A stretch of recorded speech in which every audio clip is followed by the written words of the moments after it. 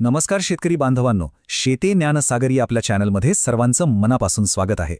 आपले हे चॅनल खास शेतकऱ्यांसाठी आहे, जिथे आपण शेतीतल्या नवीन गोष्टी, नवीन तंत्रज्ञान एकदम सोप्या भाषेत समजून घेतो.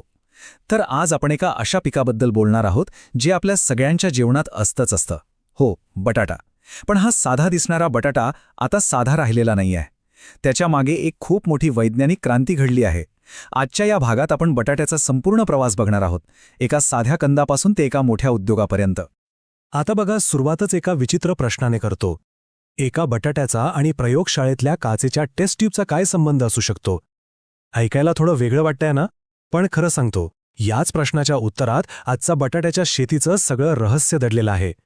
याच संबंधाने बटाट्याच्या शेतीचं चित्र पूर्णपणे बदलून टाकलं आहे.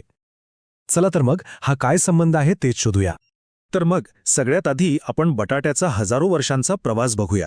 म्हणजे आपल्या थाटातला हा बटाटा मुळात कुठून आला आणि आपल्या शेतापर्यंत कसा पोचला, त्याची ही गोष्ट पण खूप रंजक आहे. तर बघा, या बटाट्याची गोष्ट सुरू होते तब्बल 10,000 वर्षांपूर्वी दक्षिण अमेरिकेच्या उंच डोंगराळ भागात. तिथल्या लोकांनी पहिल्यांदा बटाटा लावायला सुरुवात केली. त्यानंतर अनेक वर्षांनी, म्हणजे 16व्या शतकात, तो जहाजांमधनं प्रवास करत करत युरोपमध्ये पोहोचला. आणि मग इंग्रजांच्या काळात त्याची ओळख आपल्या भारताला झाली. आणि आज तर बघा, बटाटा आपल्या देशातल्या आणि जगातल्या मुख्य पिकांपैकी एक बनला आहे. केवढा मोठा आणि लांबचा प्रवास आहे हा. पण एक गोष्ट आपण लक्षात घेतली पाहिजे. हजारो वर्षांपूर्वीचा तो बटाटा आणि आज आपण जो बटाटा लावतो, त्यात जमीन आसमानाचा फरक आहे. आणि हा फरक कोणी घडवून आणला? तर तो घडवला विज्ञानाने. आपल्या शास्त्रज्ञांनी या साध्या बटाट्याला एका नवीन आणि सुधारित रूपात आपल्यासमोर आणलं आहे. चला बघूया त्यांनी हे कसं केलं. आता इथे बघा, म्हणजे फरक लगेच लक्षात येईल. आपला जो जुना पारंपरिक बटाटा होता, त्याचं उत्पादन कमी मिळायचं. तो रोगांना लगेच बळी पडायचा आणि जास्त दिवस टिकायचा पण नाही. पण शास्त्रज्ञांनी जी मेहनत घेतली आणि नवीन सुधारित वाण तयार केले, त्यांचं उत्पादन खूप जास्त मिळतं. त्यांची रोगप्रतिकारक शक्ती जबरदस्त आहे. ते जास्त काळ टिकतात आणि महत्त्वाचं म्हणजे चवीलाही एकदम उत्तम लागतात. यामुळे झालं काय की शेतकऱ्यांचा फायदा अनेक पटींनी वाढला. मग आपल्या मनात प्रश्न येतो की शास्त्रज्ञांनी ही जादू केली तरी कशी? ही इतकी चांगली रूपं तयार होतात तरी कुठे आणि कशी? तर याचं उत्तर मिळवण्यासाठी आपल्याला थेट प्रयोगशाळेत जावं लागेल. चला बघूया तिथे नेमकं काय चालतं. तर ही सगळी किमया आहे टिश्यू कल्चर नावाच्या तंत्रज्ञानाची. आता टिश्यू कल्चर हा शब्द ऐकून घाबरायचं कारण नाही. याचा अर्थ खूप सोपा आहे. यात काय केलं जातं तर एक सर्वोत्तम, एक नंबर क्वालिटीचं, निरोगी आणि भरपूर उत्पादन देणारं एक मास्टर रोप निवडलं जातं. म्हणजे जसं आपल्याकडे खिलार गाय किंवा वळू असतो ना, तसंच एक सर्वोत्तम रोप. मग त्या रोपाचा अगदी छोटासा भाग, म्हणजे पानाचा किंवा कोंबाचा एक कण घेतला जातो आणि त्याला प्रयोगशाळेत एका काचेच्या बाटलीत वाढवतात. आणि ही जागा कशी असते तर पूर्णपणे निर्जंतुक.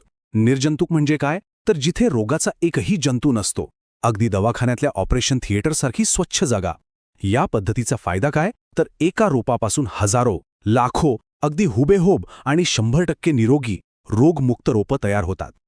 ही पूर्ण प्रक्रिया अगदी सोप्या 4 पायऱ्यांमध्ये होते. सगळ्यात आधी एक नंबर 1 क्वालिटीचं मास्टर रोप निवडलं जातं.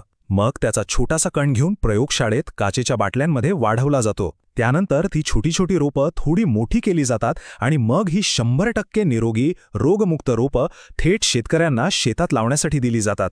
म्हणजे पिकाचा पाया सुरुवातीपासून एकदम मजबूत होतो.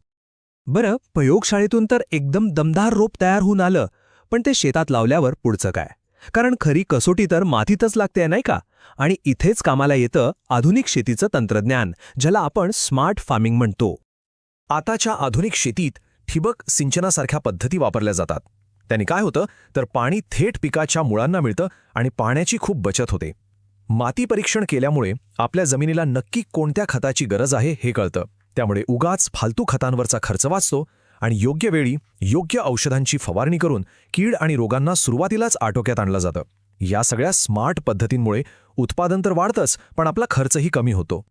चला, आता पीक पण चांगलं आलं, काढणी पण झाली.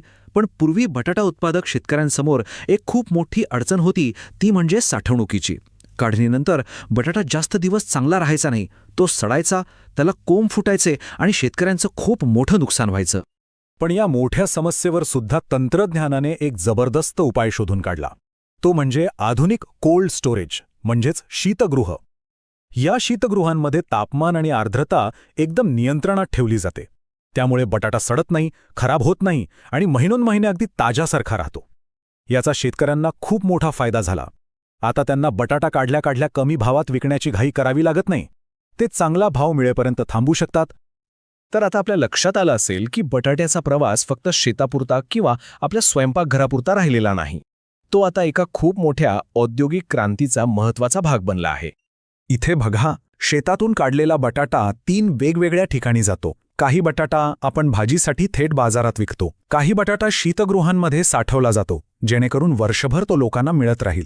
आणि एक खूप मोठा हिस्सा जातो तो मोठमोठ्या कंपन्यांमध्ये.